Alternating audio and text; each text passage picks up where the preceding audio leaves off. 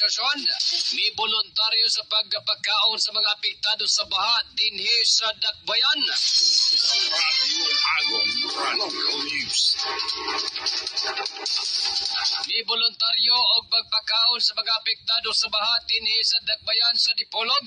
Ang mga personal sa War Dogs Airsoft Dipolog City Team kung grupo sa non-government organisasyon sa pagpangunan ni Shena Hamito.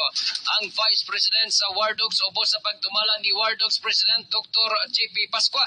Mokabat sa 600 ka mga apektado ang natabangan na pinagi sa pagpakaon nga mga naapektuhan sa baha sa mga evacuation center sa Santa Isabel, Ulingan, Turno, Punta, Igudman sa Barangay Estaca o Barangay Piasong.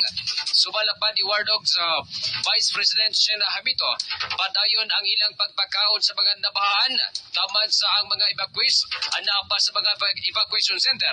Kay hinumtuban nga karong adlaw aduna sab sila giandam nga mga pagkaon ug ang budget nga gigamit inisyatibo kini sa ilang organisasyon nga makatabang sa katawhan nga labing nanginahanglan ilabi na sa mga naapektuhan sa kalamidad sa masabaha nga nasinatian dinhi sa Dakbayan sa Dipolog. And I'm chasing sleep. Everybody's worried about me. In too deep.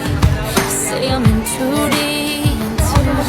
It's been 2 years. I'm missing home. There's a fire burning in my bones. I still believe. Yeah, I still believe.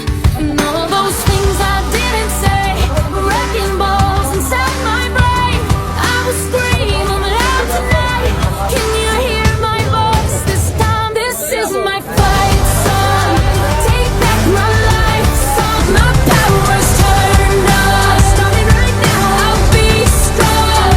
I'll play my fight song. And I don't really care if nobody else believes.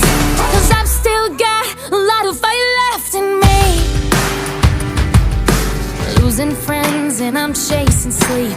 Everybody's worried about me. In too deep. Say I'm in too deep. And it's been 2 years. I miss my home, but there's a fire burning in my bones. Still believe.